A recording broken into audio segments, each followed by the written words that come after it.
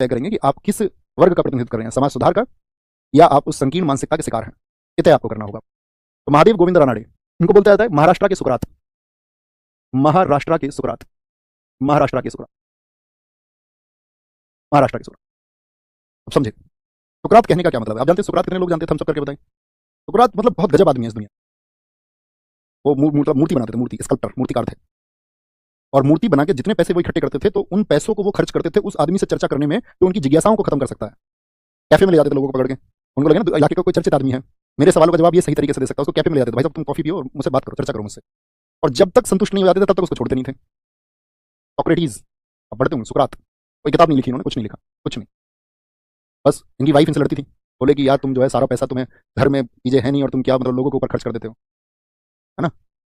लेकिन उन्होंने जो उनके स्टूडेंट्स बने, आप समझना मेरी बात को, स्टूडेंट्स जो उनके शिष्य बने, उन्होंने अपने शिष्यों को क्या सिखाया? सुकरात ने अपने शिष्यों को यह सिखाया कि आपको जिंदगी में अगर कुछ सीखना है तो चुनाव करना सीखना होगा कि आप किसको गुरु बना रहे हैं, आप किसको सही व्यक्ति मान रहे हैं, तो ये आपको चुनना होगा।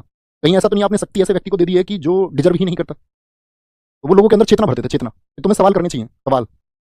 जैसे कि उनके शिष्यों ने एक बार चर्चा आती है, बड़ी चर्चित आती है कि एक आपका मतलब कि एक जगह सभा हो रही थी, तो जो सिकंदर के पिता है फिलिप सेकंड, फिलिप द्वितीय, तो बहुत सारे लोग ये मानते हैं कि जो फिलिप द्वितीय है वो ईश्वरीय औलाद था, ईश्वर की कृपा से पैदा हुआ, कि जो वहाँ पे ईश्वर है, ठीक है, उस ईश्वर ने आपका रूप लिया और सांप का रूप धारण करके और उसकी जो माता थी उसके शरीर से संपर्क बना करके और इंटरकोर्स किया। तो लोगों ने कहा कि यार फिर वो उसको हम ईश्वर क्यों मान लें? छात्रों, उनके छात्र तो सवाल करते थे ना, उन्होंने अपने छात्रों से कहा सवाल करने के लिए, तुमको सवाल दागने होंगे। तो उन्होंने कहा कि ऐसे व्यक्ति को हम ईश्वर क्यों मान लें जिसने दुराचार किया किसी एक स्त्री के साथ में, या उस स्त्री की परमिशन के बिना उससे जो है आपका शरीर से संपर्क स्थापित किया। तो जो वहाँ पे ज्ञान दे रहे थे वो आपका बड़े घबरा गए, उन्होंने कहा यार ये तो सवाल पूछने लगे, सवाल पूछेंगे तो गड़बड़ होंगे।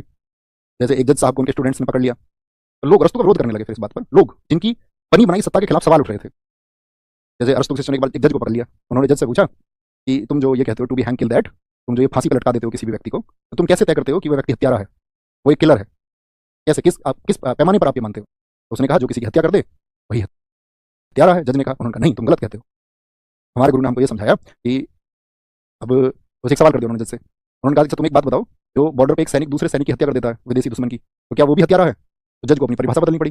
जज ने कहा यार ये तो मेरा दिमाग खर्च करने लगे। तो जज ने कहा नहीं, जो युद्ध के दौरान हत्या कर देता है वो हत्यारा नहीं है, जो शांति के समय पर स्थापित कर देता है, शांति के समय पर जो हत्या कर दे। तो उन्होंने बोला नहीं हम तुम्हारी बात से सहमत नहीं है, कोई डॉक्टर है वो शांति काल में और उससे कोई गलती हो गई और गलती से युद्ध थोड़ी चल रहा है, सर्जरी करते समय किसी की मौत हो गई, तो क्या उस डॉक्टर को हत्यारा कह दोगे गलती से हो गया? तो फिर जज ने परिभाषा बदली, उसने कहा नहीं, शांति के समय भी अगर गलती से कोई अपराध हो गया है तो वो भी क्षम्य है। उसने तुम बार बार परिभाषा बदल रहे हो, एक बार में सही परिभाषा क्यों नहीं बता देते हो? और तुम कैसे मतलब कैसे जज बन गए हो? तुम्हें भी कानून की सही परिभाषा भी नहीं पता है। तो व्यक्तियों ने, उन्होंने कहा अपने स्टूडेंट से कि तार्किक बनो, तार्किक, दुनिया में किसी भी व्यवस्था को जबरन मत अपना लो, किसी ने कह दिया और तुमने मान लिया। इस दुनिया में